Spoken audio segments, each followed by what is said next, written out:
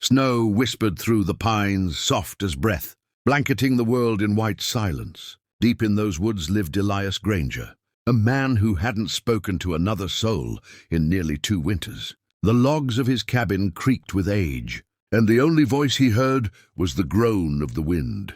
Each morning he split wood, fed the fire, and listened to it crackle, the heartbeat of a life he believed he deserved. Solitude had become his punishment and his comfort.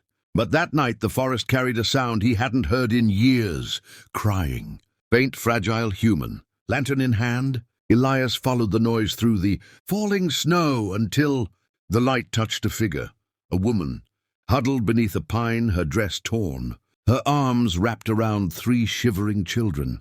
The eldest child, a girl no older than 8, met his eyes first. "Please, sir, my mama, she's cold." Elias hesitated. He had built his world to keep people out. But that plea, it pierced the armor he'd spent years forging.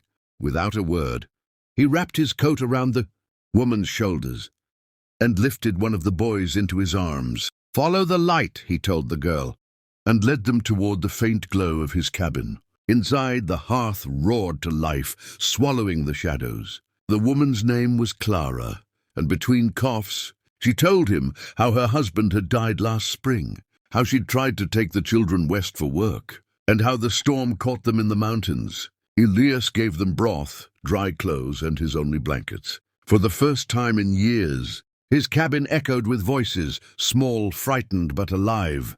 The next morning, Clara insisted on leaving. "We've taken enough," she said softly. But when she stood, her legs trembled, and Elias saw the fever in her eyes. He said nothing, only stoked the fire higher. The children watched him, wide-eyed, whispering as he worked. By dusk, he had built a second cot from pine slats and rope. The woman slept, and the children leaned close to the fire while Elias carved them wooden. Animals, a bear, a fox, a bird. Days turned to weeks. The fever broke, and laughter began to echo through the clearing. The children followed Elias into the woods, learning the names of trees, the tracks of deer, the language of crows. Clara helped him mend old clothes, her voice humming the songs her mother once sang. Elias began to forget what silence felt like. But one evening as he split wood by the shed, he heard a wagon on the trail, 2 men from the nearby settlement. They recognized Clara and offered to take her to town where work waited. Elias said nothing, though his chest tightened with something he hadn't felt since his wife's passing. Fear of losing someone again.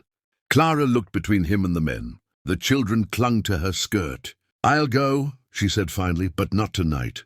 That night, when the children slept, Clara sat by the fire, the flames painting gold across her face. "You saved our lives, Elias," she whispered. "But I can't stay where I don't belong." Elias stared at the fire. "You do belong," he said quietly. "You all do." Tears welled in her eyes. "You don't know what you're asking." "Yes, I do," he said. "I've lived in these woods long enough to know what it means to be alone. I don't want that anymore." The wind howled outside, shaking the cabin walls, but the fire held steady between them. When dawn came, the wagon men found only snow on the trail. The cabin door was shut, smoke curling from the chimney. Inside, Clara helped Elias pour coffee, while the children chased each other around the table.